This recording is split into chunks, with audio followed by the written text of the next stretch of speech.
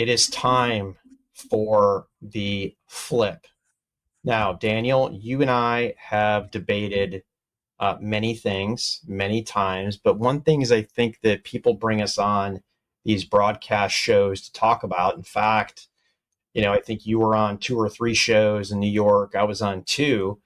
What did we talk about? We said, with all these massive AI deals, all the money going in there, does it signal that we are in an AI bubble? So let's dive into this simulated. Let's flip the coin and dive into this simulated debate. Are we in a bubble?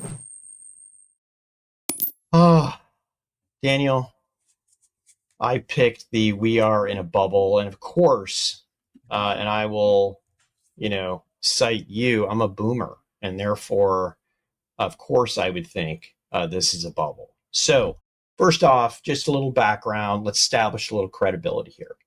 I was at a .com during .com. I was at a company called Alta Vista, which was a spinoff of Compaq, which was acquired by CMGI. That was the CMGI was the Nasdaq's highest appreciator one year, and then it was the biggest depreciator the next year. I have seen the bubble. I have worked in the bubble, pets coming in, massages, the whole thing, and it all burned down. And there were a couple similarities in there, right? Let's talk about valuations, right, historically. And let me just take the S&P 500, right, over around a 23x forward earnings versus about 19 over the last 10 years. So we are absolutely hot, even on a forward earnings basis. And the other thing that's similar is market concentration risk, right? We've got a handful of AI exposed names accounting for the majority of the index gains, profits, and CapEx as a classic late cycle setup here, okay?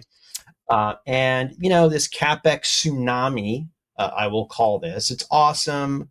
We love it. It's fun to put out there on X and stonks and to the moon and rocket ships. I mean, big tech is on a pace for $320 billion of CapEx just this year, that I challenge anybody to do the math, let's say in 2026, where that would turn into ROI. And it's big now, but it's also raising. Like Microsoft's 26 CapEx to sales ratio could be around 38%, and that's up 28%. Bain is talking about ecosystem could need $2 trillion per year of revenue by 2030 to fund the projected compute demand. What are people going to do? Are they not going to buy food? And even let's say it's share shift in enterprises. Okay, I'm going to stop buying from Salesforce. I'm going to buy this. This is $2 trillion more dollars that we're going to need in revenue to fund projected compute demand out there. Oh, let's look at gross margins on even GPU rental. We're looking at low teen gross margin. I know we love to say that, oh my gosh, like the people who are the brick and mortar picks and shovels, blah, blah, blah. What a great business. Low teen gross margin, not net margin, not op inc. That's why, particularly the neo clouds are losing a ton of money with really no future here. So I think I'll end by saying a lot of promises already in the price. Cash returns, power, and time may not cooperate. Well, there was a couple of maybe good points in there, but first of all, anytime you cite an article from the the information, the disinformation, I'm kidding. I don't know. Maybe I'm kidding. Anytime you cite that as real data, I don't even know how they would have come up with that, being able to parse out a specific part and the amount being charged and then pull it out and extrapolate it into something. By the way, these reporters, they must also have really great degrees, MBAs, finance, quants. Maybe they're using Perplexity or ChatGPT to figure this out. Maybe they asked the wrong model and it was just simply creating a problem because it knew it could create some funky information.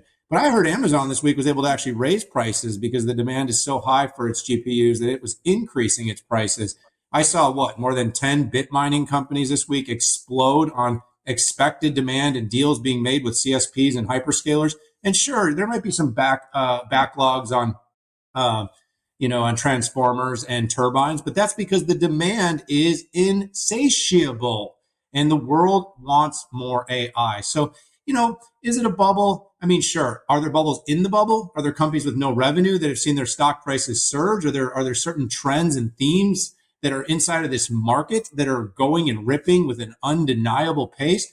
Maybe, but is there not really going to be demand? I just simply don't agree. The fact is, Pat, every one of these companies, whether it's Lisa Su, whether it's Jensen Huang, whether it's Arvind Krishna, these are very smart people. They're very aware of what's going on and they're investing in front of a trend. They know this trend is coming. They're doing it in their own companies and they're doing it for the customers that they serve.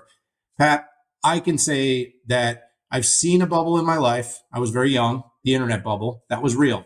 The difference in the speed and the proliferation here is exponential. $3 to $4 trillion of expected CapEx by 2030. May it slow down and only become 2.5 to 3? I don't know. Maybe that's possible. But listen, the world's entire GDP is growing because of the expected productivity gains that we're going to get from AI.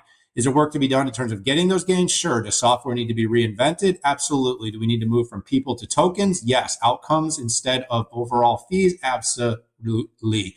But I simply cannot see any situation with this much investment by companies with balance sheets as strong as our Mag 7 and others falling in a bubble the way we saw back in the 2000 era. Different situation, different time, different types of companies. It'll be a different outcome. Sorry, not a bubble. Yeah, I drew the short straw in that. Here's where I think we are. We are in a bubble, and that's okay. I don't think all bubbles burst. You need bubbles for investment into future awesome things. Here's something, Daniel, that nobody is thinking through. The point of no return. Like, who are really the bag holders? So first of all, most of the capex in the next 2 years can be paid through cash flow, net cash flow. Okay, and then you have to start looking at equity and debt, right? So for 2 years, we can fund this. We can fund this puppy through free cash flow, given forecasts, right? That is not a big issue. Uh, it's also, we can pull back on spend. Like, nobody's thinking through that if we see waning, if we see something like that, everybody can pull back. The bag holders are the people who have to deploy cash that can't be pulled back 2 years before you're going to start seeing something. Which, by the way, that's the foundry model in by definition. So the ability to pull back, I think SNRs, right, might be at risk. So I haven't done the full analysis on this, but look at the people who have to commit cash 2 years ahead of time before they see anything, and those are going to be the only ones to truly be at risk if we dial back the spend.